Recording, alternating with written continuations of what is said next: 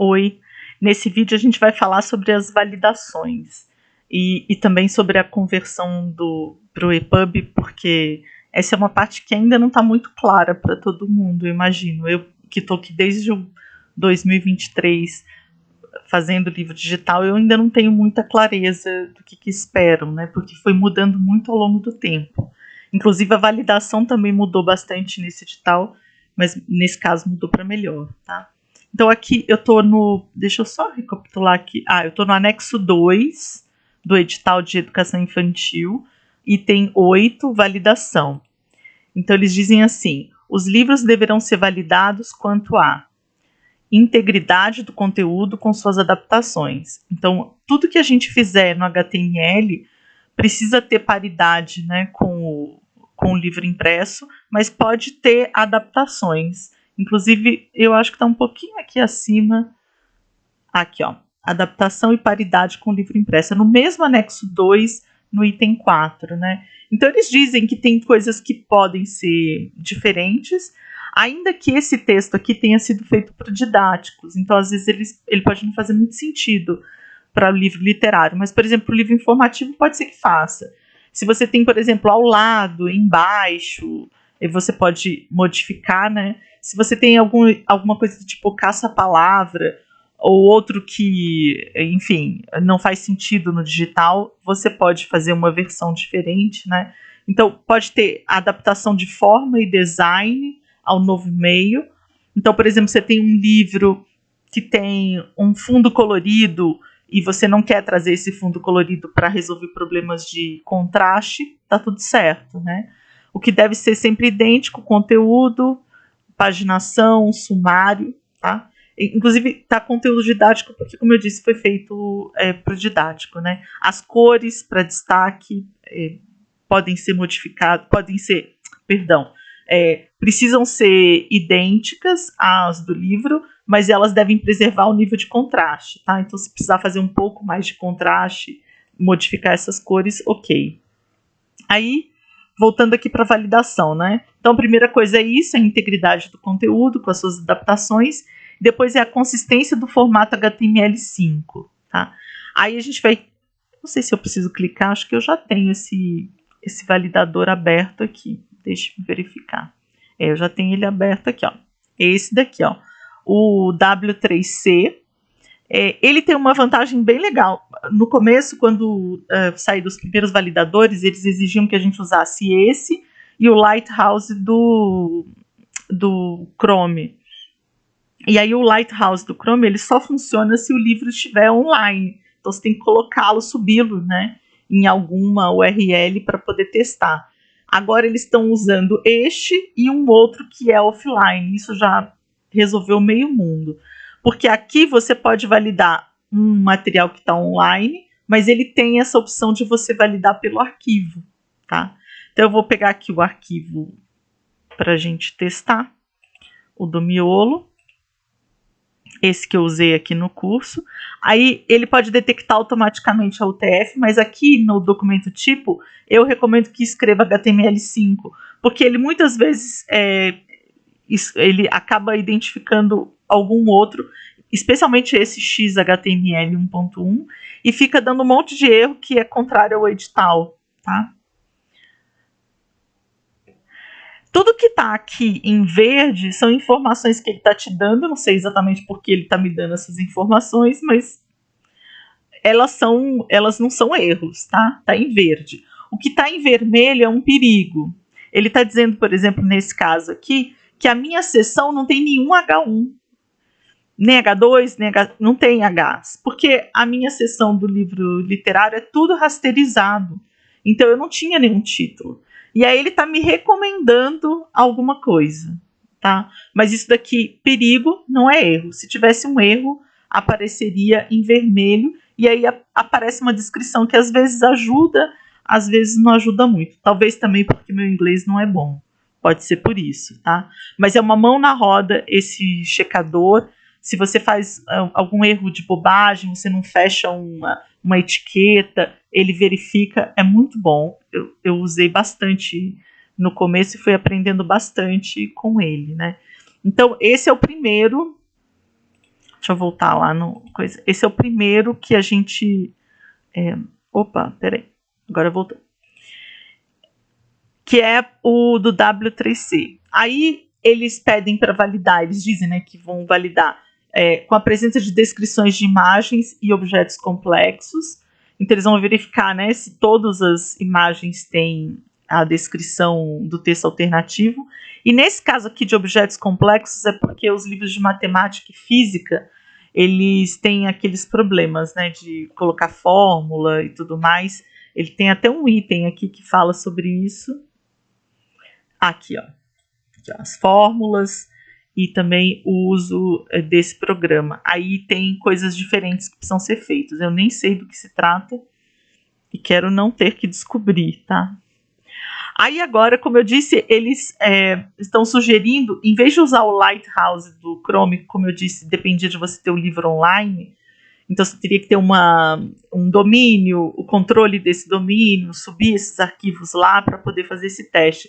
Eles agora, neste edital, estão sugerindo que a gente baixe uma extensão para navegador e ele funciona, essa extensão funciona no Chrome, no Firefox e no Edge.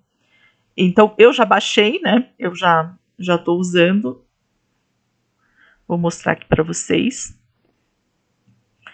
Então, esse livro aqui é o modelo aí que a gente está usando, né? E aí, eu venho aqui nas minhas extensões e escolho a Wave Evaluation Tool. Ela é bem rapidinha e eu estou achando bem bacana, tá? Aqui tem erros, né? Alertas, né? Então, como eu disse, alerta, você fica de olho, mas enfim, você não tem que resolver nada. Agora, aqui tem erro, tá? Inclusive, ele pegou um erro aqui bem... não sei se dá para ver direito, mas aqui, ó, eu escrevi o ISBN, né, com essa formatação, o verde atrás e o branco na frente. Achei que estava tudo resolvido, mas não está, não. Porque esse contraste não está suficiente. Muito provavelmente eu resolveria isso aumentando aqui o corpo da fonte, né? Aliás, por que não mostrar, né? Tão mais fácil mostrar do que só falar. Vamos ver se eu consigo achar ela aqui, ó. Deve estar aqui no final. ISBN e o número de ISBN, tá vendo? Eu vou olhar aqui a classe. A classe é K4 código ISBN. Então eu venho aqui na folha CSS. Essa daqui. E vou achar o K4. Ele está aqui. A minha fonte está com tamanho 18. Eu vou colocar 22. Vamos ver se salvo, né? Aí volto lá pro Firefox. Vou atualizar. Então, vocês vejam que ficou maior, tá? Vamos ver se passa agora. Ó, já resolveu. Tá vendo? Então, às vezes, com coisas simples a gente já resolve, né? Se não resolvesse, o que eu teria que fazer? Eu teria que estudar talvez um tom mais escuro aqui para esse fundo, tá? Para resolver. Aí, deixa eu voltar aqui nos detalhes. Então, ele tem 12 alertas. De novo, ó, não tem o H1 na minha estrutura, tá? Aí, eles estão sugerindo que eu poderia usar esses textos aqui como Hs, de alguma forma, tá? E aí tem outras observações que você pode ler. Então, por exemplo, todas as vezes que eu usei alguma dessas áreas de descrição, ele sinalizou positivo, pelo que eu entendo, né? Então, erro mesmo que tinha era aquele, né? De contraste do fundo, tá?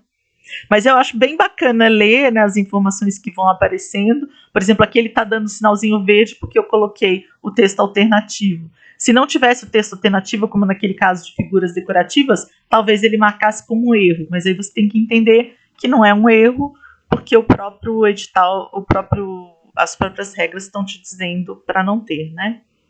E aí, voltando lá no material, essa parte do do leitor de referência funciona assim. Aí, muita gente tem perguntado, né? O material, quando essa plataforma existir, porque isso já mudou tanto, gente, eu já ouvi tanta coisa desde 2021, eu já não estou mais tão acreditando, tá, em tudo que estão falando, mas enfim. Quando entrou a UFAL como consultora do MEC para o livro digital, eles fizeram mudanças, porque no início a RNP, que era o que ainda é, né, uma das consultoras, dizia assim: vai ser em HTML5 e a pessoa vai poder escolher se pega um PDF, se pega um EPUB, se pega isso. Depois mudou, depois era tudo EPUB. Quando a UFAL entrou, vai ser. E a gente, mas a gente tinha um EPUB, mudou para HTML5 e agora volta para EPUB. Aí entrou na jogada esse aplicativo Thorium, que é um aplicativo gratuito. Eu nunca consegui baixar no meu celular e fazer funcionar, mas meu celular é muito antigo, né? E aí, supostamente, o arquivo vai entrar aqui nesse aplicativo, vai ficar disponível. Perdão. Supostamente o aluno ou o professor vão baixar o arquivo da plataforma do MEC, essa plataforma que eu nunca vi, e aí vão abrir esse arquivo nesse aplicativo Thorium. Por quê? Porque ele é um aplicativo de código aberto, isso é importante, né, para distribuir num país tão diverso quanto o Brasil, e porque esse livro lê formato LPF, que até hoje não consegui entender o que é, EPUB, audiolivro e PDF. Tá? Então, quem vai fazer a conversão do seu arquivo HTML para esses formatos é a tal plataforma do MEC, a tal plataforma que desde 2021 está sendo citada, mas que para o público não foi mostrada ainda. Tá? Agora, o que eles pediram no 2023 que a gente fizesse era que a gente testasse a conversão, e aí eles deram um arquivo executável para fazer esse teste, converter, e aparecia uma lista de erros. Então, se, por exemplo, você esqueceu de colocar a capa como um arquivo JPEG chamado cover, ele aparecia um erro. Se você esqueceu de colocar os arquivos content, ele aparecia um erro, tá? Isso não está mais funcionando na internet, mas vou mostrar para vocês aqui onde é que estava. Deixa eu ver se eu acho aqui. Não. Então deixa eu abrir aqui no...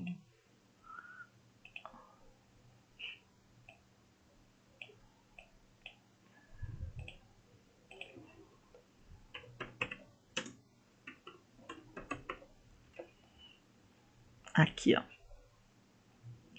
É bem aqui, se você entrar no site do FNDE, né, na pasta de editais, tá bem aqui na pasta do edital do PNLD 2023. Isso não se repetiu no PNLD 2024 da EJA e não se repetiu ainda na educação infantil. Então, eu tenho achado que é uma coisa que ainda não está certa lá dentro, se isso de fato funciona. Mas como tem gente perguntando, eu vou explicar, né? Então, vim aqui supostamente um link para você baixar o conversor, mas se você clicar nesse link, você vai ver que ele abre, a plataforma da PNLD digital, não tem esse link. Eu consegui esses arquivos por outro caminho, tá?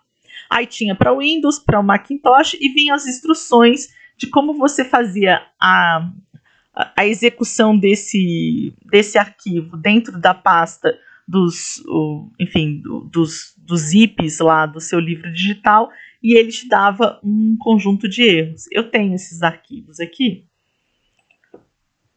Estão aqui bem fáceis, né? Então, no Macintosh era esse, ou no Windows era esse, e aqui vinham as instruções do que você fazia para poder conseguir esse relatório de erros. Gente, não era nada muito fácil para mim, que já tenho quase 50 anos de idade, não.